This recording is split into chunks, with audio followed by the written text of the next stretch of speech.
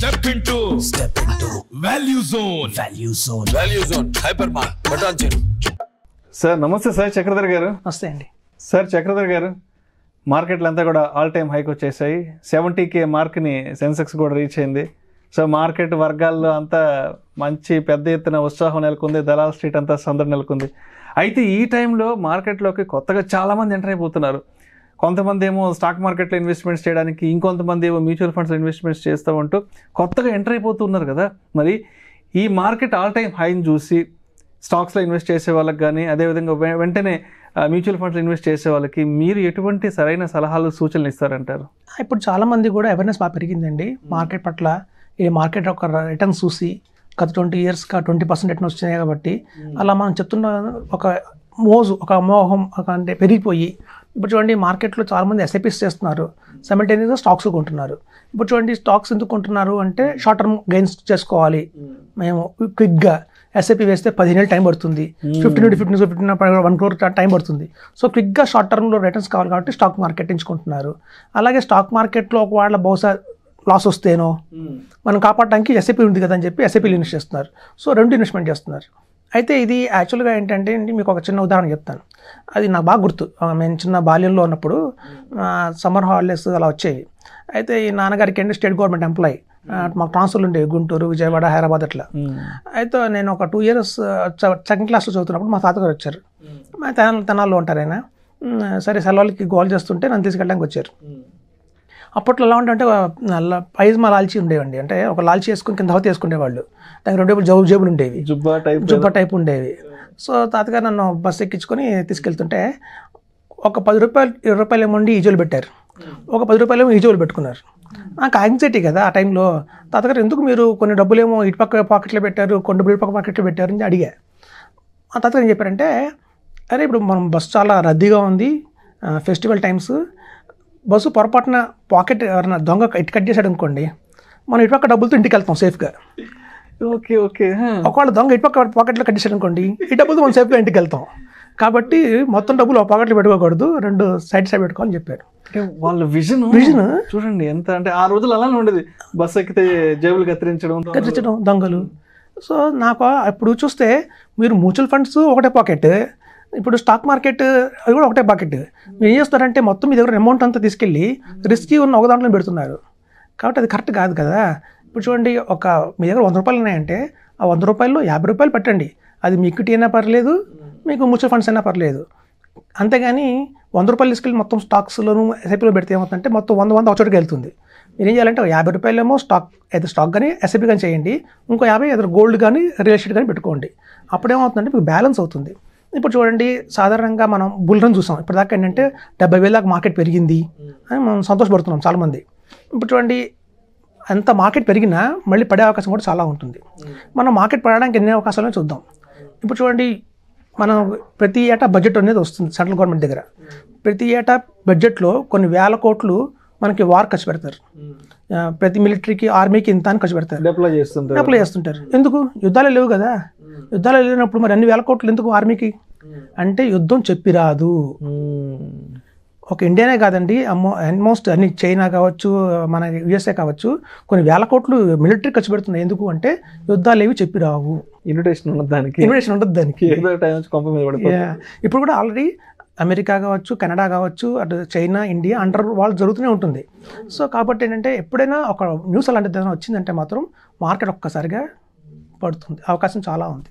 ఇప్పుడు చూడండి, మనకి ఈ 20 ఇయర్స్లో చాలా రెసిషన్స్ చూసాం. మనకి ఏదైనా ప్రైమ్ సప్రైమ్ ఒక క్రైసిస్ వచ్చినాయి 2008లో. అవి కూడా ఒక 6 months ముందు మనం చెప్పి రాలా, హింట్ ఇవ్వలేదు. ఈవెన్ కోవిడ్లో కూడా బాగా డ్రాస్టిక్ ఫాల్ చూసాం, మనకు అది కూడా హింట్ ఏం లేదు. 2001లో Twin Towers అమెరికాలో కూలిపోయింది, అతలాకుతలం మీద ప్రపంచం అంతా. సో ఇట్లాంటివన్నీ కూడా మనం చెప్పిరావు. కాబట్టి మనం ఎప్పుడైనా రిస్కీ ఉన్న చోట మొత్తం తీసుకెళ్ళి ఇన్వెస్ట్మెంట్ చేయకూడదు. కాబట్టి ఏంటంటే ఇప్పుడు చూడండి, ఎస్ఐపీస్ ద్వారా ఇన్వెస్ట్మెంట్ చేసినా మీరు ఎనీ ఈక్విటీ ఒక లాంగ్ టర్మ్ హారిజన్లో రావాలండి. ఎందుకంటే ఎస్ఐపీలో అయినా మనకి షార్ట్ టర్మ్ లాస్ ఉంటుంది. ఈవెన్ లంసమ్గా ఇన్వెస్ట్మెంట్ చేసినా కూడా, స్టాక్స్ కొన్నా కూడా, ఇప్పుడు చూడండి చాలామంది యాప్స్ ఎలా వస్తున్నాయంటే మీరు డిస్కౌంట్ ట్రేడింగ్ ఇస్తున్నాం కాబట్టి మీరు కొనండి అంటారు. ఇప్పుడు చూడండి, స్టాప్ లాస్ అన్న మాట ఎందుకు వచ్చింది? ఎందుకంటే మీకు లాస్ అయ్యే అవకాశం ఉంది కాబట్టి స్టాప్ లాస్ వచ్చింది. మనం 10,000 పెట్టాము, స్టాప్ లాస్ 8,000 పెట్టుకున్నాం, 8,000 బయటకు వచ్చాం. మళ్ళీ 5,000 పెట్టాం, మళ్ళీ స్టాప్ లాస్ 6,000 పెట్టాం, 6,000తో బయటకు వచ్చాం, మళ్ళీ 6,000 పెట్టాం, మళ్ళీ స్టాప్ లాస్ 4,000 పెట్టుకొచ్చాం. అంటే మన 10,000 ఒకసారి జీరో అవ్వలేదు, కానీ 5 దఫాలుగా 10 నుంచి 8, 8 నుంచి 6, 4 జీరో అయింది. కాబట్టి ఏంటంటేనండి మార్కెట్లో ఎట్లాంటి ప్రిడిక్షన్స్ చేసినా కూడా ఇప్పుడు చూడండి 2030 కల్లా స్టాక్ మార్కెట్లోకి కొత్తగా 5 కోట్ల మంది వస్తారని అంచనా ఉంది. 5 కోట్ల మంది ఒకసారి మార్కెట్లోకి వచ్చిన తర్వాత అసలు ఏ స్టాక్ ఎందుకు పెరుగుతుందో ఎవరికి తెలియదు, ఎందుకు పడుతుందో ఎవరికి తెలియదు. ఇప్పటికే 12-13 కోట్ల మంది ఉన్నారు. ఆగం అవుతుంది. కాబట్టి ఏంటంటే స్టాక్ మార్కెట్ ప్రిడిక్షన్ చేయడం కష్టం. ఇప్పుడు ఏంటంటే ఒక స్టేబుల్ మార్కెట్ అవడం ప్రిడిక్ట్ చేస్తారు. ఓకే నెక్స్ట్ ఇయర్ మనం చెప్పుకుంటున్నాం ధైర్యంగా, ఓకే మార్చ్ కల్లా 75,000 టచ్ అవ్వచ్చు అని ఎందుకు ప్రిడిక్ట్ చేస్తున్నాం షార్ట్ టర్మ్లో. కానీ ఎప్పుడైతే నెంబర్ ఆఫ్ ఇన్వెస్టర్స్ పెరిగిపోతున్నారో మనకి మార్కెట్లో అయితే అసెస్మెంట్ అనేది చాలా కష్టమైపోతుంది, ఆ ప్రిడిక్షన్ అనేది చాలా కష్టమైపోతుంది. ఇప్పుడు చూడండి, సపోజ్ నా దగ్గర 1,000 రూపాయలు అనుకోండి, నా దగ్గర 1,000 రూపాయలతో నేను డాక్టర్ రెడ్డిస్ ల్యాబ్ కొన్నాను. ఎవరో ఫ్రెండ్ చెప్పాడు సిప్లో కొని బాగుంది అన్నాడు. నా దగ్గర మళ్ళీ బ్యాంక్లో 1,000 రూపాయలు లేవు కొనడానికి, నేను డాక్టర్ రెడ్డిస్ అమ్మి మళ్ళీ సిప్లో కొనాలి. సో మన దగ్గర ఉన్న షేర్లు అమ్మి ఆ షేర్లతో మరి వేరే షేర్లు కొనాలి. మరి మార్కెట్లో కొనడం జరిగింది, నేను మళ్ళీ అమ్మడం జరిగింది. మరి మార్కెట్ ఎలా పెరుగుతుంది? స్టేబుల్గా ఉంటుంది. సో కాబట్టి ఏంటంటేనండి లాస్ట్ 20 ఇయర్స్లో ఒప్పుకోవచ్చు, ఎందుకంటే 20% రిటర్న్ వచ్చింది అని. ఇప్పుడు బెస్ట్ ఎగ్జాంపుల్ చెప్తానండి, మ్యూచువల్ ఫండ్లో ఆల్ టైమ్ హై రికార్డు ఉన్న fund Nippon India growth fund. అది ఒకప్పుడు ఏంటంటే రిలయన్స్ గ్రోత్ ఫండ్ యాక్చువల్గా అయ్యింది.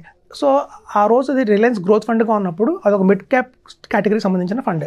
సో 20 ఇయర్స్ బ్యాక్ అంటే 2004లో మిడ్ క్యాప్ స్టాక్స్ ఏవి అంటే మన HDFC bank, ICICI bank, Reliance, Wipro ఇవన్నీ ఆ రోజు మిడ్ క్యాప్స్. సో వాళ్ళు ఆ రోజులో ఆ కంపెనీస్లో ఇన్వెస్ట్ చేశారు కాబట్టి అవి ఎట్లా గ్రోత్ అయ్యో మనం చూసాం. రిలయన్స్ కావచ్చు, ఒక హెచ్డిఎఫ్సి బ్యాంక్ కావచ్చు, ఐసిఐసిఐ బ్యాంక్ కావచ్చు. మనం అనుకుంటాం ఆ రోజుల్లో సపోజ్ ఎవరన్నా పొరపాటున 1,00,000 పెట్టి వదిలేస్తే ఐటీసీలో వాళ్ళు 200 కోట్లు అయింది. ఎవరన్నా పొరపాటున ఒక 20 ఇయర్స్ బ్యాక్ ఒక ఇన్ఫోసిస్లో ఒక 1,00,000 ఇన్వెస్ట్ చేస్తుంటే ఇవాళ 17 కోట్లు అయింది అని చెప్పుకుంటున్నాం. ఎంఆర్ఎఫ్ గురించి కూడా చెప్తుంటారు. అప్పుడెప్పుడు ఒక పెద్ద ఆయన 80లో ఎంతో ఇన్వెస్ట్ చేశాడని, ఆ మధ్య 40-50 కోట్లు చెప్తున్నారు. ఎగ్జాంపుల్ చెప్తున్నా. సో అంత ర్యాలీ మనకి ఇండియాలో వచ్చింది. అది గోల్డెన్ ఎరా అని చెప్పొచ్చండి. 2000 నుంచి 2020 ఏదైతే ఉందో డైమండ్ ఎరా. ఇప్పుడు అట్లాంటి రిటర్న్స్ మనకి నెక్స్ట్ 20 ఇయర్స్లో మనం ఎక్స్పెక్ట్ చేయడం కష్టం. ఎందుకు అంటే ఇప్పుడు చూడండి, మీరు మీకు మూవీ చూసుంటారు, పడమటి సంధ్యారాగం అని ఒక మూవీ చూసుంటారు. 20 ఇయర్స్ బ్యాక్ వచ్చింది, 30 ఇయర్స్ బ్యాక్. విజయశాంతి అందులో యుఎస్ వెళ్తుంది. ఆ రోజు చూసినప్పుడు అందరికి ఇండియాలో ఓహో అమెరికా అంటే అలా ఉంటుందా, పెద్ద సూపర్ మార్కెట్ ఉంటుంది, పెద్ద పెద్ద 40 ఫ్లోర్స్ బిల్డింగ్ కూడా ఉంటాయి అని మనకు అలా అనిపించేది. ఎర్లీ 90s or 80s ఎండింగ్లో 30 ఏళ్ల క్రితం సినిమా అది. కానీ ఇవాళ ఆ రోజు ఆ సినిమాలో ఏం చూపించారో అవన్నీ మనకి హైదరాబాద్లో ఉన్నాయి. ఇప్పుడు మన డీమార్ట్ చూసినా, మనకి మన స్పార్ చూసినా కూడా అవే సూపర్ మార్కెట్లు ఇండియాకి వచ్చాయి. అవే 40 అంతస్తుల బిల్డింగ్ మన ఇండియాలో ఉన్నాయి. సో మనం ఇండియాగా మనం మారాం. అమెరికా 20 ఇయర్స్ బ్యాక్ ఎలా ఉందో మనం ఇప్పుడు అలా మారిపోయాం. ఇప్పుడు నెక్స్ట్ 20 ఇయర్స్లో మీరు చూస్తే ఇండియాలో 20% రిటర్న్ వచ్చింది లాస్ట్ 20 ఇయర్స్లో. అదే మనకి యుఎస్ సెన్సెస్ మార్కెట్ ఎంత రిటర్న్ ఇచ్చిందంటే 10% ఇచ్చింది లాస్ట్ 20 ఇయర్స్ నుంచి చూస్తే. 10 ఇయర్స్ నుంచి చూస్తే మనకి Indian US stock market Nasdaq కానీ అవన్నీ 6%, 10%నే వచ్చాయి. సో ఇండియాలో కూడా అదే జరుగుతుంది. ఇక్కడ నుంచి గత 20 ఇయర్స్ 20% రిటర్న్ వచ్చింది.